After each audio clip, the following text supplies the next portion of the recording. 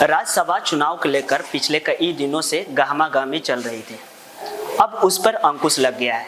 लेकिन चुनाव के तो परिणाम आ गए, लेकिन जो परिणाम आए हैं उससे पूरे देश की राजनीति में एक भूचाल सा आ गया है।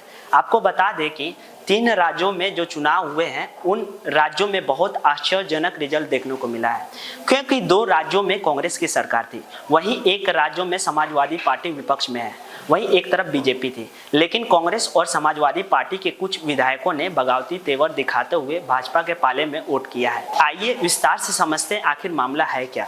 सबसे पहले यूपी की बात करेंगे। यूपी में राज्यसभा के 10 सीट थी, वहीं 11 उम्मीदवार मैदान में थे।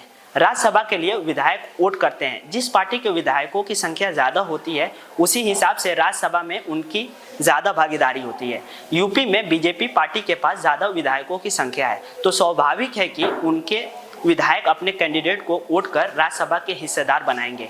बीजेपी की ओर से 7 और समाजवादी पार्टी के 3, इन 200 सीटों के लिए जीत लगभग तय मानी जा रही थी। लेकिन समाजवादी पार्टी के 7 विधायकों ने अपनी पार्टी से बगावत कर भाजपा के पाले में वोट देकर भाजपा के 8वां सांसद राज्यसभा सांसद को जीत दर्ज कराने में मदद की, जिससे समाजवादी पार्टी को 1 सीट का नुकसान भुगतना पड़ा है।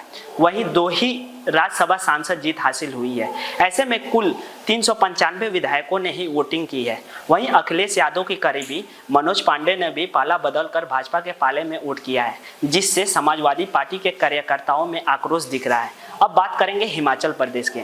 यहाँ पर तो और आश्चर्यजनक रिजल्ट देखने को मिला है, क्योंकि यहाँ कांग्रेस की सरकार है। हिमाचल प्रदेश में कुल 68 विधायकों ने मतदान किया था। कांग्रेस के पास 40 विधायक थे, लेकिन इसमें 6 विधायकों ने क्रॉस वोटिंग की। उसके बाद कांग्रेस के पास 34 विधायक रह गए। ऐसे में बीजेपी के पास निर्दलीय मिलकर 28 विधायक थे। क्रॉस वोटिंग के बाद भाजपा उम्मीदवारों के मतों को संख्या बढ़कर 34 हो गई। उसके बाद दोनों ही दलों के पास 34-34 का आंकड़ा हो गया। उसके बाद पर्ची डालने के बाद भाजपा के उम्मीदवार हर्ष महाजन की जीत हुई है। इसके बाद हिमाचल प्रदेश की राजनीति में एक भूचाल सा देखने को मिल रहा है। अब यहाँ तक मामला पहुँच गया है कि हिमाचल प्रदेश की सरकार बचेगी या गिरेगी, क्योंकि 6 विधायकों को हटा देते हो कांग्रेस के पास मात्र बहुमत से 2 विधायक ज़्यादा हैं। वही बात करेंगे कर्नाटका की, तो कर्नाटका में यहाँ ज़्यादा दिक्कत की सामना नहीं करना पड़ा है, क्योंकि विधायकों ने अपने कैंडिडेट को वोट कर राज्यसभा भेजा है। 4 के 4 सीट कांग्रेस ने अपने पाले में किया है। लेकिन सवाल यह है कि लोकसभा चुनाव भी आने वाला है। अपने ही पार्टी के खिलाफ बगावती तेवर दिखाकर दूसरे के पाले में वोट करना, यह किस पर ज़्यादा भारी पड़ता है, अब आने वाले चुनाव में देखना होगा। जब तक के लिए मैं सैफुल हक, कैमरा पर्सन रवि के साथ वी युवा।